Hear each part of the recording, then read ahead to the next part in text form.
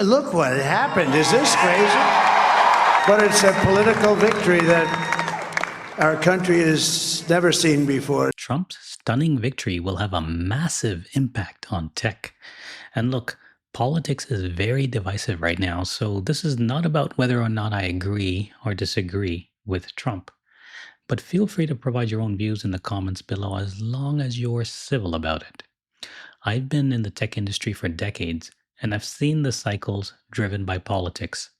Stick around and we'll go through what the media is saying about Trump's impact on tech, my predictions for what's going to happen, and how you can best position yourself for the opportunities during Trump 2.0.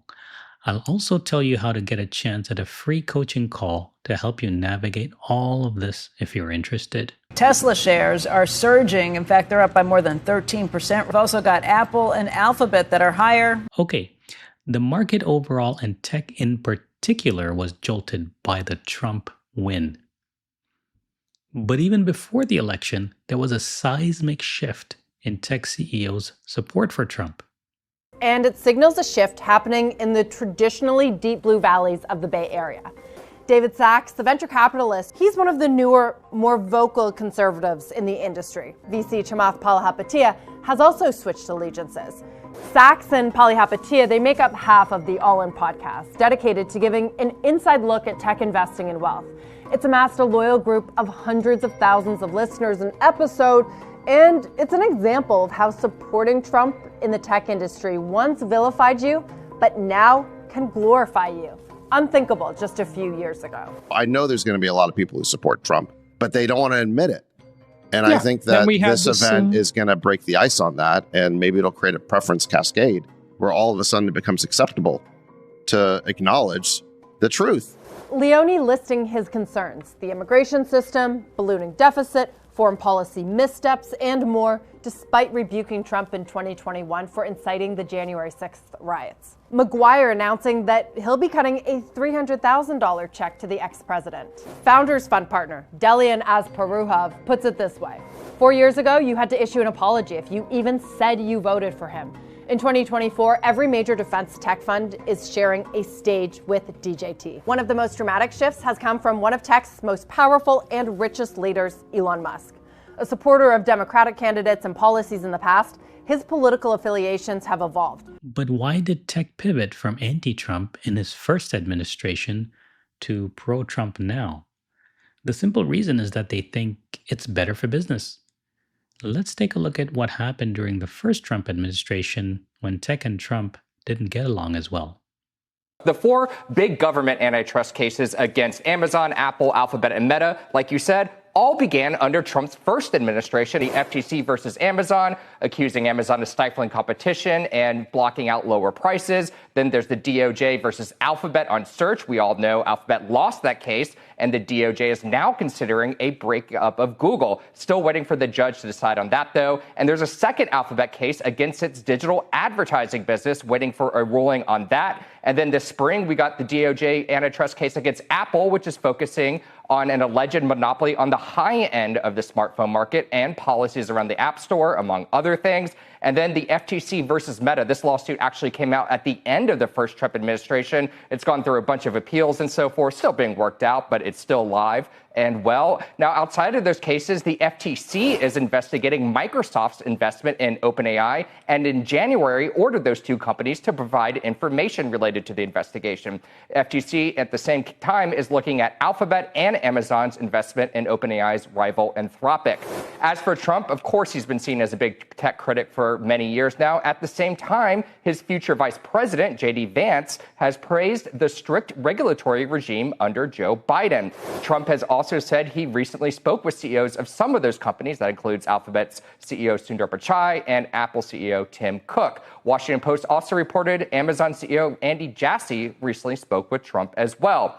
And today, Andy Jassy, Sundar Pichai, Mark Zuckerberg, and Satya Nadella all posted their congratulations to Trump's win on their respective social media platforms. What to look for next, though?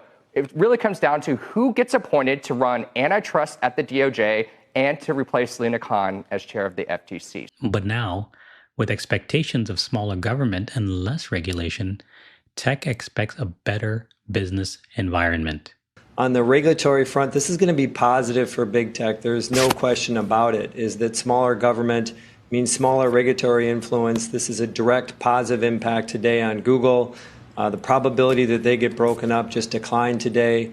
A direct positive impact on Apple. The probability that they can maintain that very lucrative $15 billion search agreement with Google. It's about 20% of Apple's operating income, them keeping that increased. And the probability of big tech being able to acquire companies like Databricks, Anthropic, Perplexity, these companies 24 hours ago were really off the table. These are kind of cornerstone, anointed AI companies that would be coveted by some of the big tech. I think that probability just went up. So I think when you put the mix together, at least on the political side, this is a positive day, with the one outlier, of course, being Meta. Trump's comments back in March that Facebook is the enemy of the people. I think that basically reduces the probability that we're going to see some sort of a TikTok ban. And one big change with this administration, Elon Musk, one of the most influential tech figures, is expected to have a prominent role in the Trump administration. Let me tell you, we have a new star. A star is born, Elon. For AI in particular, the Trump effect is expected to have a big boost. His allies are already drafting a Manhattan Project for AI to accelerate AI development. They want to boost military tech spending to modernize the armed forces and repeal Biden's regulations, which would encourage investment. Now, I will note that this is not Trump's official policy yet, and his administration has stated that this is just something his allies have put forward. I don't have a crystal ball, and there's always unexpected black swan events that can happen. But here's my prediction for the next few years. Tech overall will see sustained growth. Now, this applies to both big tech and startups, which will face less regulation. AI will have fast growth. Eventually, I expect a big pullback when the majority of AI companies don't make it, probably in a few years though. And then lastly, defense tech will surge. Now, the Trump administration will look to modernize the military with tech, and there will be less resistance to working in defense. Okay, I'll provide my general advice for tech workers, but remember, you must be careful and consider your own situation and do your own due diligence. I'm not your career coach, but if you want a free coaching call with me, comment below with the words "free coaching session, please," and I'll choose one winner for a free call. I normally charge $250 for a 30-minute call, but the winner will get the call for free. Okay, so what should you do to position yourself? Well, first, understand that companies will take more risk. There will be less regulation and there'll be lower interest rates, which is going to drive risk taking. More opportunities will open up. Investments will mean more hiring and more growth. So hunkering down, like many did in the last year or two, may not be the best in terms of capitalizing on new opportunities. So you should prepare now for where you want to go. Now, whether that means you want to shift roles in your current company or take on some more risk and go to a startup, make sure you network with people to understand the requirements and influence them to set yourself up for that role. But that's all we have time for today. For more tips that I can't share here, feel free to subscribe to my newsletter in the description.